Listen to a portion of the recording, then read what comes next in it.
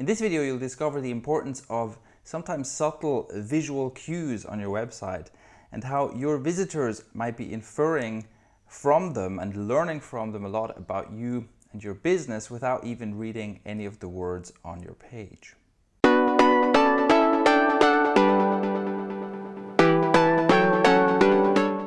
So that's johnhannamindcoach.com, and we're looking at this website.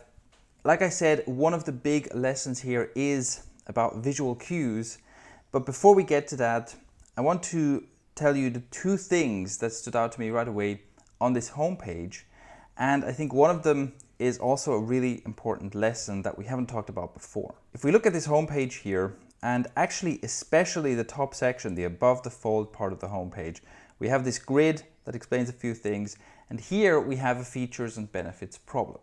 Now, I'm sure you've heard about this in marketing. You should make sure that you don't talk too much about the features. You should emphasize the benefits. I mean, of course you've heard about this, right? It's like marketing 101. But here's where it can go wrong. It's easy to think that, well, you know, software products obviously have features, and maybe technical products have features. So if you're selling a toaster or a washing machine or a car or something like that, then you have to be sure not to fall into the trap of just talking about features. However, this same principle applies to services and completely non-technical businesses as well, as we have here. Because what we have right here on this homepage, it says transformation coaching, therapeutic workshops, neuro-linguistic programming, hypnosis, and so on. And these are features. Now, one of the ways you can think about this to make this clearer is that all of this tells me what you do, but not why it matters to me. Or another way of saying it, if I look at this website, it tells me what this stuff is, but not what it does for me. So those are two ways to think about features versus benefits that will help you see any business in this context and not think that it only applies to technical stuff, right? So think of it as, and you can go and have a look at your own website right now, go and have a look at one of your landing pages and think about how much time am I spending simply saying what it is, and how much time am I spending emphasizing why this matters to my reader. Then the second thing that stood out to me on this homepage is one that we've covered a couple of times before on website reviews, and that is we have a lot of stuff here on the homepage, and really you're leaving it up to the visitor to kind of figure out what's going on and piece things together, because we have all this stuff. Then you can sign up here, then we have some social media and phone number and stuff like that, and then we have a lot of navigation, right? We have some coaching workshops, NLP, hypnosis, and really I just, as a visitor, I just have to figure out what I want and go look for it myself. And in most cases, it's a much better idea to kind of take the visitor by the hand and lead them through a journey. And in fact, I have a whole separate video about this, about the importance of understanding the visitor journey, of understanding what it's like for a completely new visitor to come to your website with fresh eyes and experience that. So I won't elaborate on that anymore, but I will link to the visitor experience video below. So now let's get to those visual cues. And for that, let's just again have a quick scroll through the homepage.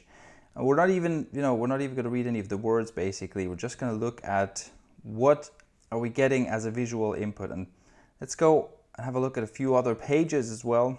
Here we've got basically a pricing page from the look of it.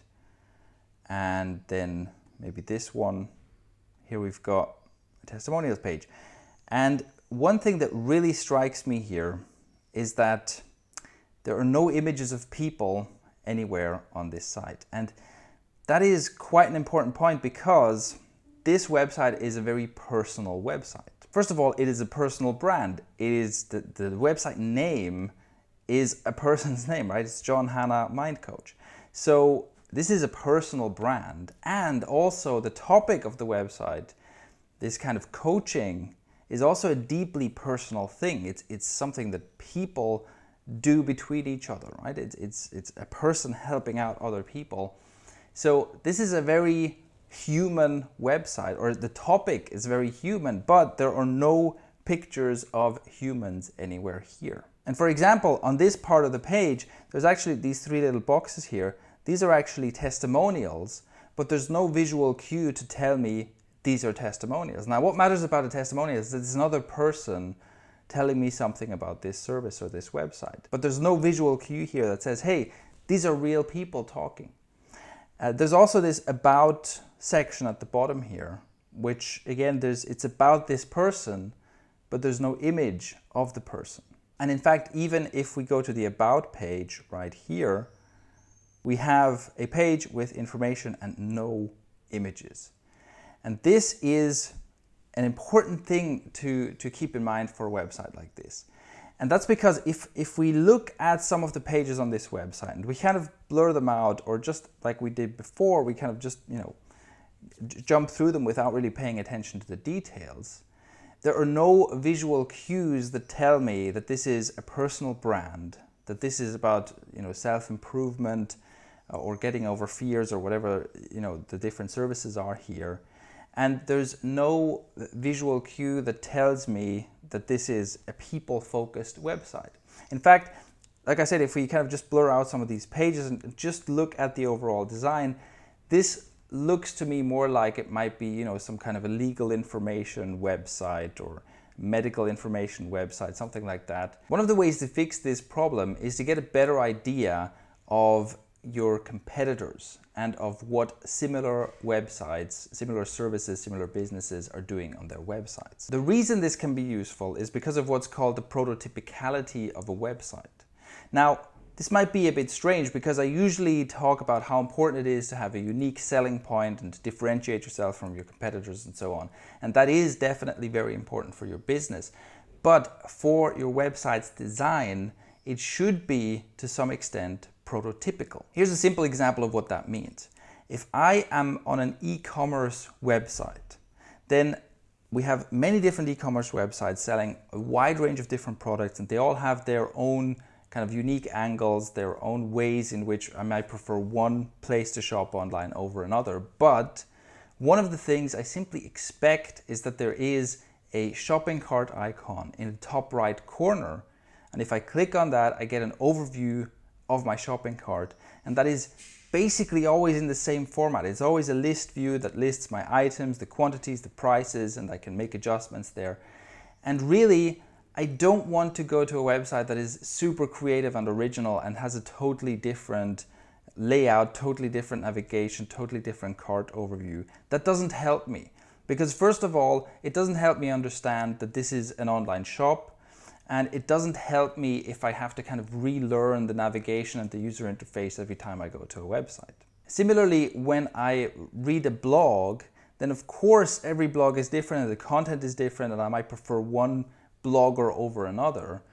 But I don't want to have to relearn what a blog looks like and what the navigation works and so on every time I visit a blog. So these are examples of how certain things on websites are prototypical, and you should keep those things prototypical. So for a website like this, and this applies to anyone and anyone's business, but in this case, I would have a look at what are other personal coaches doing? What are successful personal coaches doing? What do their websites look like? What are some common items? What are some prototypical items that will help visitors understand what kind of website this is and what to expect here? And this is, like I said, it's kind of interesting because obviously if you just go and copy someone else's website, then your website is no longer unique and that defeats the point. So it's not about like copying someone else, but it's about finding those elements, finding those prototypical elements that will help your visitor understand what your site is about and keeping all the rest unique. So that is visual cues and prototypicality of websites. As you can tell, this is almost like a soft skill of online marketing or soft skill of web design, because it's quite difficult to really put your finger on it. But I think it's an important thing to be aware of. And so I hope you can take this and apply it to your own website as well. And of course, as always, if you have any questions about this, if you have any thoughts you want to share about this, please go ahead and leave a comment below and I'll be happy to jump in and reply. And that's all for today's website review. If you enjoyed it, please share, and thank you for watching.